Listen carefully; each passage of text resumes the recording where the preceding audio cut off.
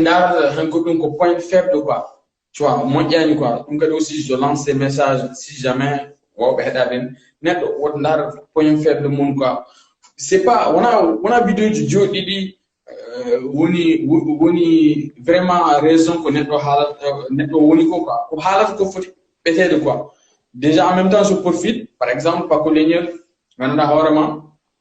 Paco, au Grand Théâtre. Voilà, pour référence. Et en plus de ça aussi, fondation hip hop là, foot immobilier, Mimi Divinaga, Anna Divinaga, tu vois. Donc, je suis une jomun hayi petit volonté bi en hokko route monté dunga. Jomun pour que jingul fofu jaham balla jomun. Aïcha wujjat bi yaha en jeri quoi, tu vois. Il mérite. Voilà, voilà, aujourd'hui, parce que non, depuis le temps avant, mais il y a les nouveautés, non, ne regarde pas ça. Tu vois, le passé, n'oubliez pas ça, tu vois. Or, Paco Honda Wadando Grand Théâtre Mohoni. Le 26 ans, si je ne me trompe pas. Ayara. Ouais, mais bro. Après, je l'aime beaucoup, quoi, parce qu'en Mimindari, somme que Daniel Koufoundoula de Abdou Kamara, on zoom hapla, mais écoute, Hera son hapla, a ordon Burikam, quoi. So, boy, this on would catch me. No, I'm getting Mingay, don't what in you. Oui. Ah bon? Tu crois? Paco Une advice, j'avoue, au moins, c'est bien, il fait des choses bien. Mais, en fait, rapidement, qu'on a international. Pourquoi on a international? Parce qu'on a un bon ranking de Rome, quoi. Ça compte ça, Galtan Mourtenou. Voilà. Et deuxièmement, au moins, il répond, mais advice, il est trop caché, quoi. Parce que. Caché du quoi, en fait? What do you signifier, quoi? Maman signifier, ça veut dire, on sourit trop. Ça veut dire, il n'est pas sur le terrain, quoi. C'est ce que je voulais dire, quoi. Un gang, on mode dédié, quoi.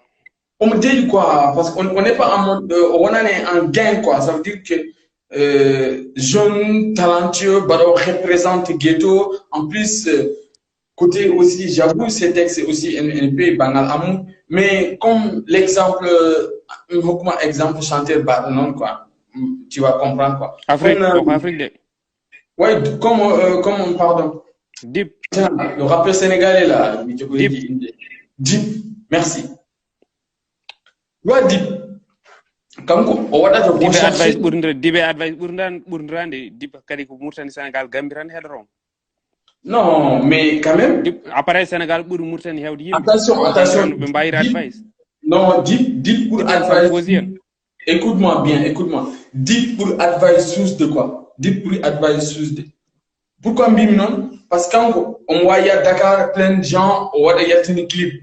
On voyait les gens au Congo, il y a un clip. Il n'a pas peur, tu vois. Ouais, donc bon. On voit les games quoi, il n'a pas peur. On voit il y a des games, c'est pourtant il parle même pas bien français. Mais au Roulani quoi, on me suit quoi. Ça se voit, ça y est, moi vidéo ça aide quoi halal quoi. Non, dip c'est autre chose quoi. Voilà, c'est autre chose quoi. Il n'a pas peur. Une France animale. Advice, il est caché quoi. Après, je ne sais pas parce que je ne connais pas sa vie. Full Bimbaïnon, full Miracle comme ça, royaume. Moi, on va me juger, mais un artiste, il faut aussi faire des histoires quoi. Comme ça, François Mambelto. Par exemple, sur mon nom, je dis Nata Marichou quoi.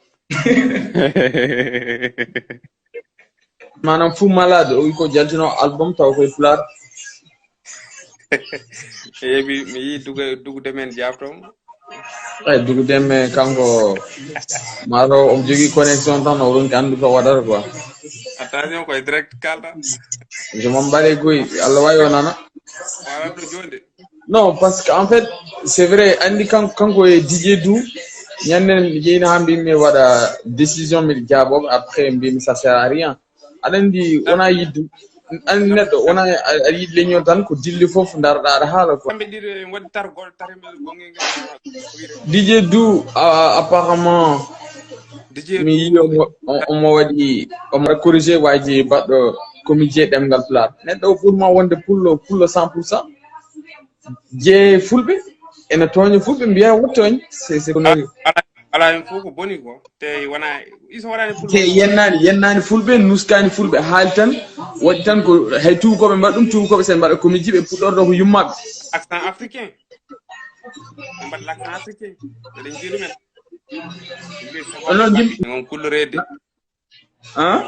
tapet non bouragal quoi oto huul quoi non en fait comme no mbirumami rek quoi pamirta kamɓe aɓe mbaɗa confondre des choses quoi woni Didier Dou que ce soit lui Dougou Démé parce que c'est vrai neɗɗo aɗa wawi yidde ɗemgal ma quoi mais woni gueɗe quoi parce que aɗa jogui ardiɓe yimɓe hewɓe ndewe ma il y a certaines choses il faut ƴeewa wadde ɗum ignorer quoi tu vois neɗɗo yo woto ko ɓurni hoore mum quoi neɗɗo yo woto ko yeeɓi voilà c'est ça quoi parce que quand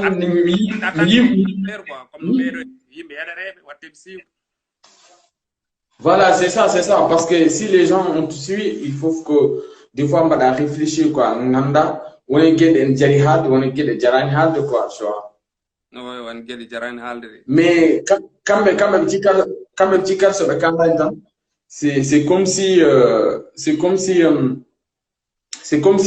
yimɓe nden mbiyata koɓe jiiɗa leñol ngol mais ɗum firtani aɗa yiɗi leñol ma yimɓe ne gandi c'est bien vrai mais voilà il y a des réponses ça servira à rien wallahi ñande mi jimi affaire o wonde wiya Didier Dou waɗi répondre wajo wallahi keɗin vidéo mi jala ɓorini quoi ƴeetan pullo hono maɗa neɗɗo ñamtina leñol mum mbiyata waɗ ɗum jugé c'est quoi cette connerie mbaɗi vidéo min toñaray min toñerage ndaare babba ndeɗa bonni fulɓe te kanko ɓuri Didier Dou wonde pullo normal ça en réalité par ce que kanko ko vrai pullo o haali makko o haaldi fof no immiri te Didier Dou wino e nder vidéo he non apparemment o meeɗa wadde jalniki e pulaar c'est faux o yaltini ɗiɗon vidéo ji fof min jii quoi dar Didier Dou ay manda saɗi heɓ sewiji série ji yew o won ɗon to waɗa ɗo Amadou traité villageois yimɓe o yamuɗo wawi en cas gueyna wota nanda e batte wajo ko waɗɗon ko c'est la même chose quoi o wi ko waji goɗɗo ummi Dakar mandani ari Dakar manda wawa taccude godron ene huuli reeɗo wona ko ɗum ɓe jabti on non haymin quand j'étais jeune miɗa waɗanno noon miɗa wiya nden pullo goto o meeɗino nanta jolfe waji ɓe mbimo yegel o wi non o wawa yobde passement ko haw barkade o yobana yegel en tu vois c'est des moqueries tu vois taw firtani a yiiɗa hoorema anen tubakoɓe so puɗɗo comité ɓe puɗɗorto ko yummaɓe walla bammaɓɓe par ce que neɗɗo wawi ñimbude koko jeeyi tu vois a wawa ñimbude ka jeeya c'est logique kanko o ƴetti ɗum e ɗemgal pulaar par ce que ko ɗum o woni ko andi kadi ko ɗum o wawi wadde limité par ce que koye fulɓe o immi c'est logique o wawi ɓe kono noon ɓe waji ɓe jaaruɗumen wonke ustude ko seereyagal kam diwraɗo en mi waji ɓe jaari ko wonke ustude quoi mbimi seereyagal diwraɗo ki hoɗon non mbimi waji ɓe jaari on waji o wonke ustude fulɓe ko waɗi ko non o usani ɗum ustata leñol fulɓe par ce que hay dugdemme mi yi aussi apparemment waɗi vidéo wonde wiide way Fou Malade ko joni wiyeten arte haalpulaar te ganduɗa hoorema Fou Malade ɓeɗo ils sont bien placés non min ɗon mbaɗa yiɗi fiya ɗo mbaɗa yaade dug seedde ɗon mbaɗa yaade dug par contre dugue Fou Malade ko ouais j'avoue mais donc de toute façon après aɗa wawi wadde jomum jugé wonde ko hande wiyeten arte rappulare mais a wawi wiide kadi aɗa wiya jomum woto sood hol kangaɗo coodowo so jomum waɗi holko il faut peser les mots par ce que kanko wawi wiide personnellement o waɗi on jugé ne fonno yimde pulaar guila ko ɓooyi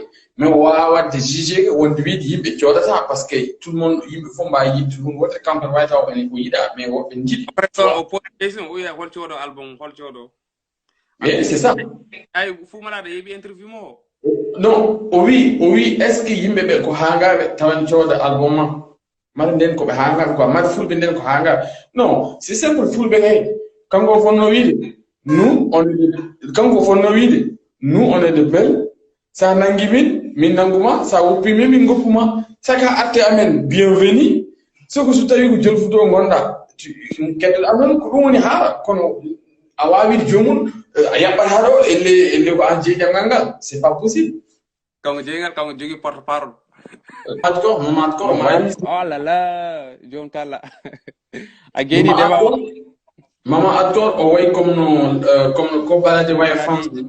Ouais. C'est en réalité quand ko balade total. Wan rangay ko situation ngaji diram won jida ko. Ko situation ngaji ran won jida. Adan doy Sénégal doy Mauritanie en serti ko. Mama har ko don for non. On for franchement mais o way rabbi on bangyo bangam way ko jiram do. On for bangyo bang ko. Mais après yettoje kam. Ila fo yettoje. Ala kam ni yatro son wuju mo ko awara he da ni ma tan sino an jettirte non ko non kan musique yetto ko ton texte mako fuddiri